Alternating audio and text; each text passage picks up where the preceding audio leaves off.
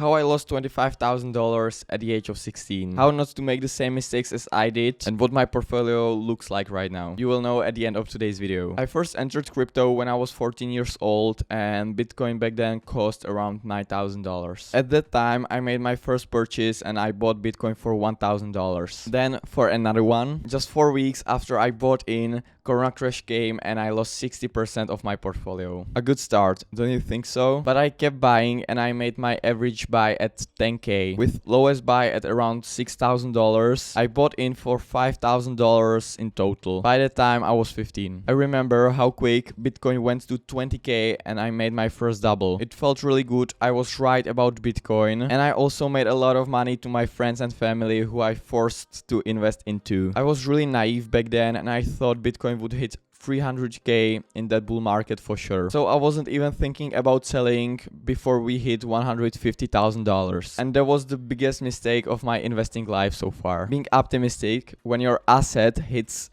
7x in just 1.5 years. At the age of 16, my crypto portfolio hit a number of $35,000. I heard to hodl from almost anyone on Twitter. Since then, crypto started to fall and we got to the point where Bitcoin is at $23,000. And my portfolio is at 13k as I started to buy with more money. I lost $25,000 in just 1 year at the age of 16. And even though it was a profit and I'm not even close to break even, it really sucks. This got me to the realization that hodling is only for people who want to retire on Bitcoin and not for people who want to make money out of it. I started to realize that there is no certainty that Bitcoin would become a reserve currency. It doesn't have to go to $5 million as I thought when I was younger. So I decided to stop hodling and start making money. I decided to stop being maximalist who would never buy altcoin. I'll just buy whatever it takes to make as much money as possible. No more hodl. I divided my portfolio into two groups, alts and Bitcoin. For now,